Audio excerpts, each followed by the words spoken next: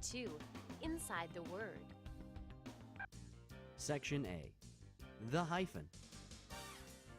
Let's talk about the hyphen. A hyphen looks like this. Hey, they're trying to pull a fast one on us. Ain't that a dash? Relax. A hyphen looks a lot like a dash, and they're confused all the time. But a hyphen is only half as long as a dash. And be not deceived. Hyphens and dashes are completely different. Hyphens are versatile creatures. There are basically 4 ways we can use hyphens: to write some compound words, to turn groups of words into adjectives, to write some of the numbers, and to show line breaks when using a typewriter. Let's take a look at the first one, compound words.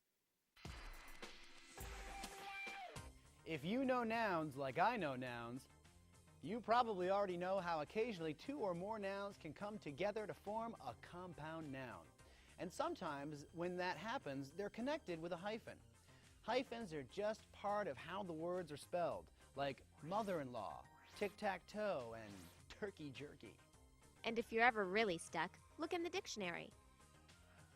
And check this out. If you have a sentence that lists compound nouns that have a different first part but the same second part, there's a special way to write it. Suppose we have a 3-year-old block of cheese and a 5-year-old block of cheese, and we want to write that they both stink. Instead of writing The 3-year-old and 5-year-old blocks of cheese stink, we could write the 3 and 5-year-old blocks of cheese stink. Since the compound words 3-year-old and 5-year-old both end with year-old, we don't need to repeat it. See how we kind of left the first hyphen hanging? The hyphen tells the reader that the 3 is hooked to year-old as well as the 5. The second way you can use hyphens is to transform certain word groups into adjectives. For instance, you could say Gretchen's behavior is in your face, or you could add hyphens and refer to Gretchen's in-your-face behavior. We've taken the preposition in, its noun face, and face's adjective your, and transformed them all into one big adjective to modify the noun behavior. So now, in your face is a big adjective thing. This is a great way to add color to your writing. Let's look at another example. We shouldn't let the children wade in the river. Its waters are infested with hippopotamuses. There is nothing wrong with these sentences, and we could leave them like they are. But how about if we rephrase things a little? We can take the word infested and hippopotamuses and combine them with a hyphen to give us a new adjective, hippopotamus infested. Now we can write, we shouldn't let the children wade in the hippopotamus-infested waters. What imagery. It's as if you could see the hippos slithering around in the water. Creepy. In our example, the hyphenated adjective, hippopotamus infested, comes right before the noun it's describing, waters. But if the compound adjective comes later in the sentence, like if we write, its waters are hippopotamus infested, it's okay to leave the hyphen out. So we could write hippopotamus hyphen infested, or just hippopotamus infested, whichever we want. It's optional. It's optional! It's optional! It's optional! So, we know that hyphens are used in some compound nouns and in groups of words used as adjectives.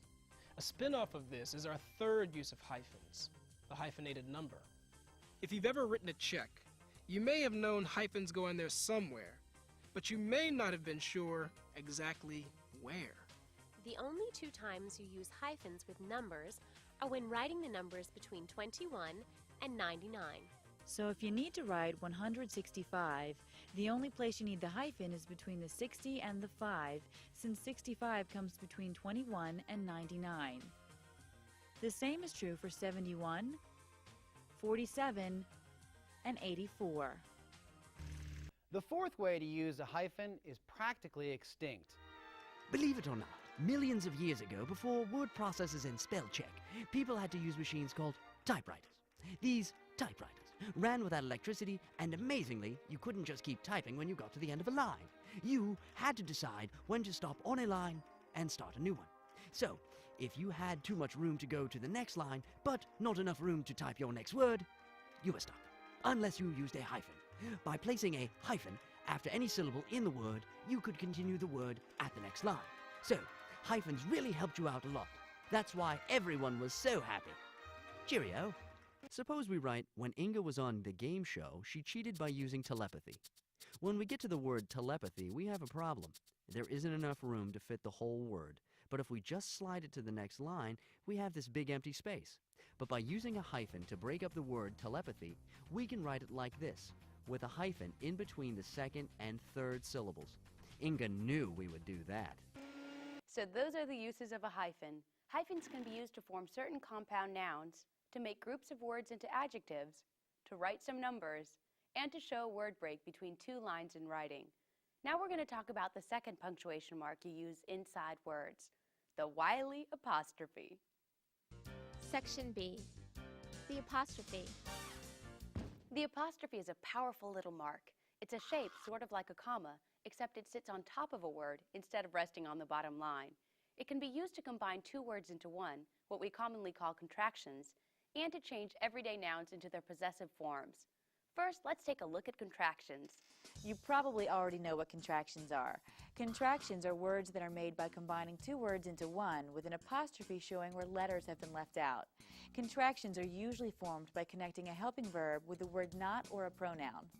She'll, doesn't, and shouldn't are contractions for she will, does not, and should not. Do you see how we can do this? First you connect the two words, then you put an apostrophe wherever you're leaving out letters. It's just that easy.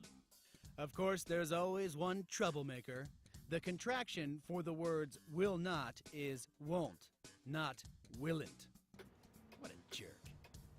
Contraction formations are based on pronunciations that have been around for quite a while, kind of like abbreviations.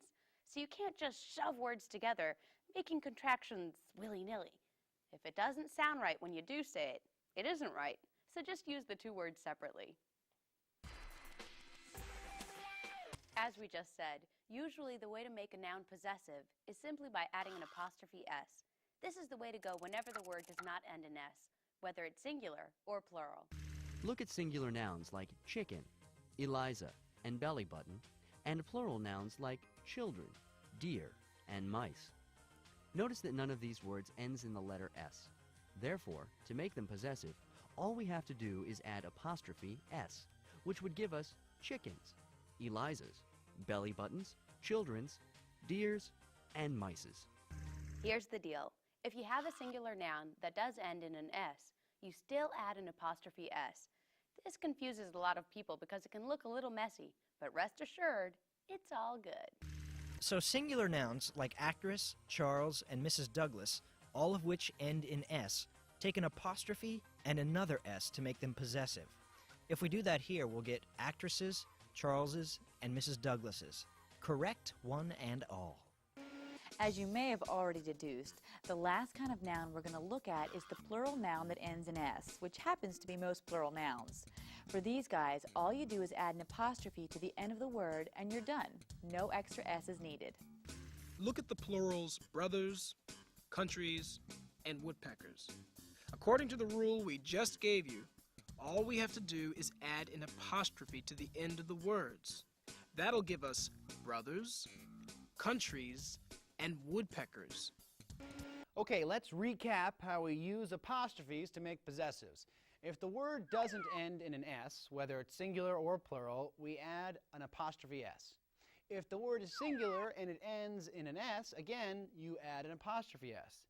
If the word is plural and ends in an S, you add an apostrophe.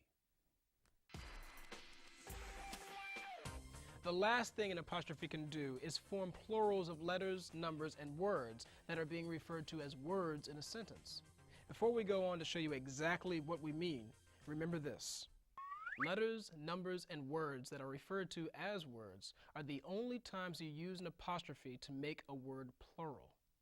If you look at the word Mississippi, you can see that there are 4 I's, 4 S's, and 2 P's. If we wanted to write that as a sentence, we would write Mississippi has 4 I apostrophe S, 4 S apostrophe S, and 2 P apostrophe S. All we did was take the letter and add an apostrophe S. We've gone over using apostrophes in making the plurals in numbers and letters. The only other time we'll use apostrophes to make plurals is when we're referring to a word in a sentence. Say you're eating alphabet soup, and the letters are all floating around making words. Hey look, there are 3 cats in your soup. Since we're referring to the word cat and we're saying that the word cat appears in the soup 3 times, we would pluralize the word cat with an apostrophe. If we left the apostrophe off, we'd have 3 real live cats in our soup, and nobody wants that. So what have we learned about using apostrophes to make plurals?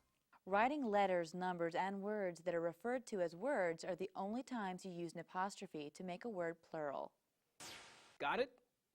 Okay. Now let's look at a way contractions can get a little tricky. Do you use an apostrophe when you write the word it's? It depends. Sometimes it can be easy to confuse possessive pronouns like it's, your, their, and whose with the contractions it's, your, their, and whose. If you're ever in a dilemma and you don't know whether or not to use an apostrophe, just remember that the contractions can split apart into their 2 composite words. It is, you are, they are, and who is, while the possessive pronouns can't, since they can't be broken up. Let's look at the sentence, "It's your cousin who's peculiar." Here we have 3 of the problem words, it's, your, and whose. Now what we need to do is find out whether they're functioning as possessive pronouns or contractions. And the easiest way to do that is to try to separate them and see what we get. It is you, our cousin, who is peculiar. It is makes sense, so it must be a contraction. So we use an apostrophe. The you are part doesn't make sense. That means it's a plain old possessive pronoun, so no apostrophe. The who is works fine just like it is did, so it must be a contraction too. Apostrophe come to mama. Now we could write, it's your cousin who's peculiar. That may be, but I'll bet he's proud you used apostrophes correctly.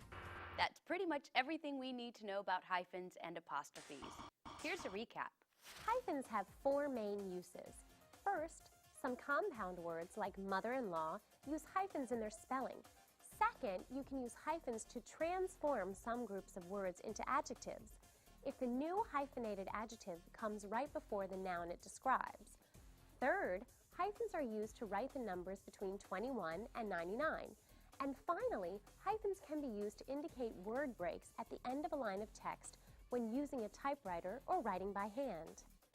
Apostrophes are used 3 ways. First, apostrophes can be used to combine 2 words into a contraction, with the apostrophe standing in for the letters that have been omitted. Second, apostrophes are used to write the possessive form of nouns. And third, apostrophes are used to write the plural form of letters, numbers, and defined words. That's pretty much everything you need to know about hyphens and apostrophes, our within a word wonders. The next parts deal with punctuation marks that come in 2s. Hey, these things really do come in handy. Part 3. Surrounding information. Up until this point, all the punctuation marks we've talked about are singular, so if you use one, you don't necessarily have to use another one. There are a few marks, however, that always come in pairs, and they are parentheses, quotation marks, and brackets. Another interesting thing about these guys is that they can be used back to back with other types of punctuation marks.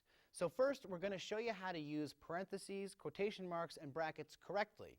Then we're going to show you how to use them with other marks. You know, which comes first, can I use one of these with one of those, stuff like that.